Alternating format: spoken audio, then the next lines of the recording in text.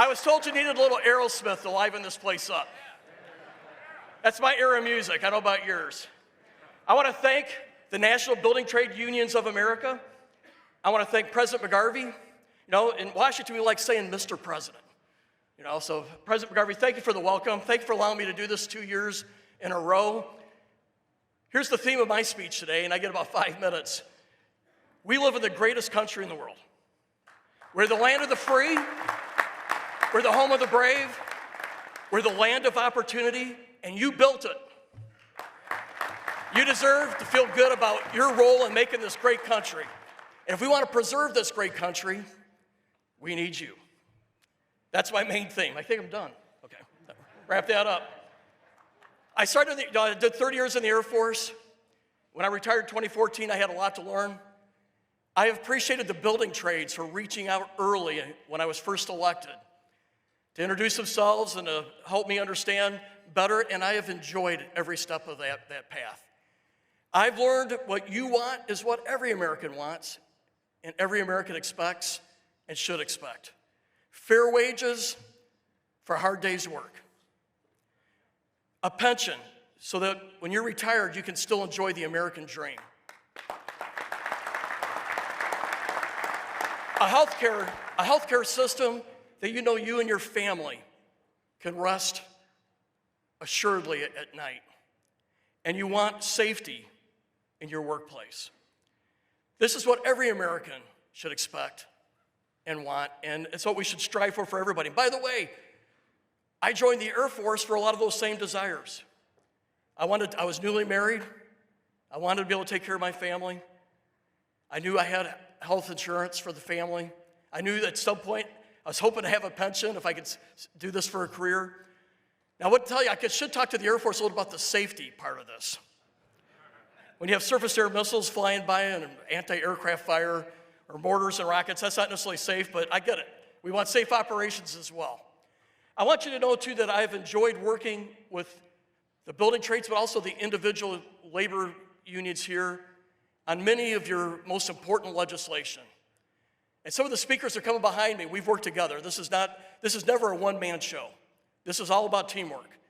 And in our country, you've got to have a team to win and succeed, and you need to do that in Congress as well. But I'm so proud of the work that we did on that hard infrastructure bill. Myself and some others that you're going to hear, Brian Fitzpatrick, one of my best friends, we worked on that bill from the very beginning in the problem solvers. And we were able to get it for about 90% of that bill, and then the Senate took it, they fine-tuned it and finished that off. They voted on it and sent it back to the House. I am proud of that bill. I believe Republicans should stand for hard infrastructure. I know Lincoln. Abraham Lincoln with the Continental Railroad. It started right there in Omaha, where I'm from. Eisenhower and the interstate highway system. I believe that is our heritage.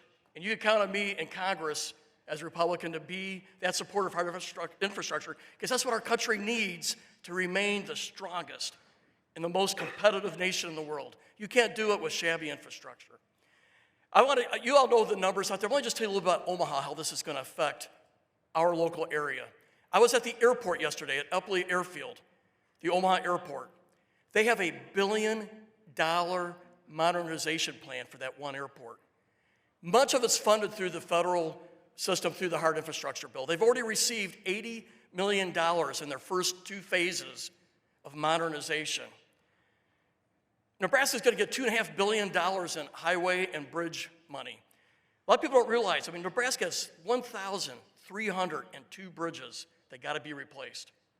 And if you want to take a tractor and just go 1 mile to a field, but you can't because that bridge is too weak, and you got to go 10 miles around to get to that field, that affects our rural environment and our agriculture competitiveness. We're going to get $200 million to replace pipes that have lead in them throughout our state.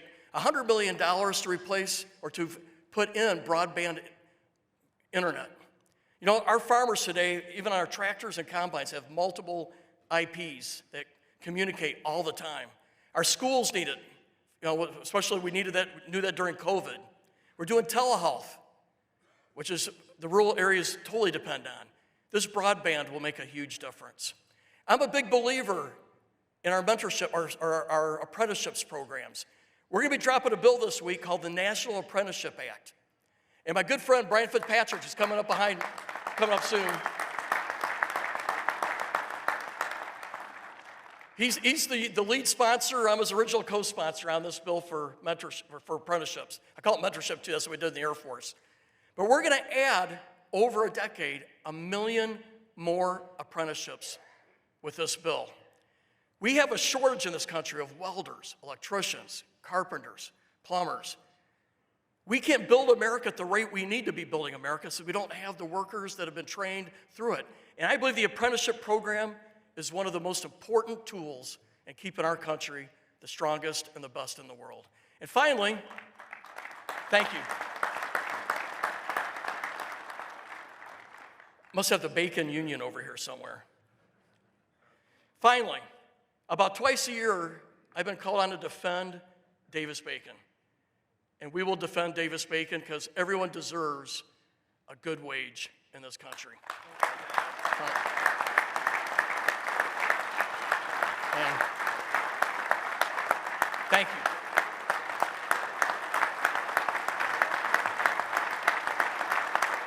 I'll close on this.